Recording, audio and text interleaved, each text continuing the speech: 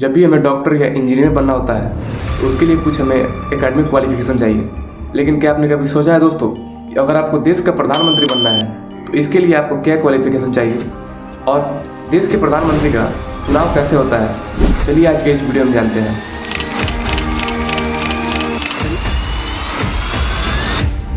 चलिए सबसे पहले हम इस बात को जानते हैं कि अगर हमें देश का प्रधानमंत्री बनना है तो उसके लिए हमें क्या क्वालिफिकेशन चाहिए। इसमें सबसे पहले नंबर पर आता है कि अगर आपको प्रधानमंत्री बनना है तो आप उस देश के नागरिक होने चाहिए।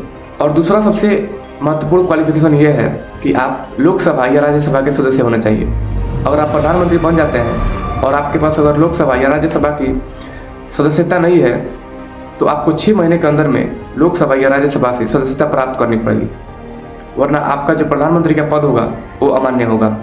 और तीसरा जो क्वालिफिकेशन है प्रधानमंत्री बनने के लिए देश का, वो ये है कि अगर आप लोकसभा के सदस्य हैं तो आपकी उम्र जो होनी चाहिए कम से कम 25 साल होनी चाहिए।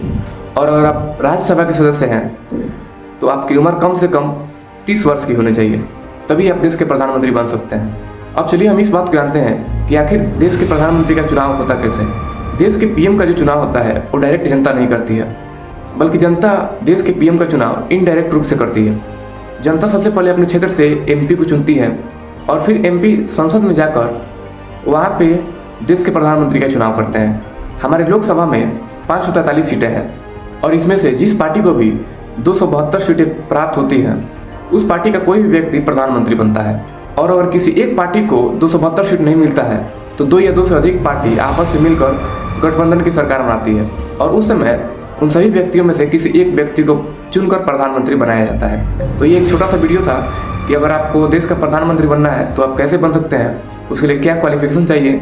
अगर आपको पसंद आया हो तो वीडियो को लाइक एंड चैनल को सब्सक्राइब जरूर कर लें।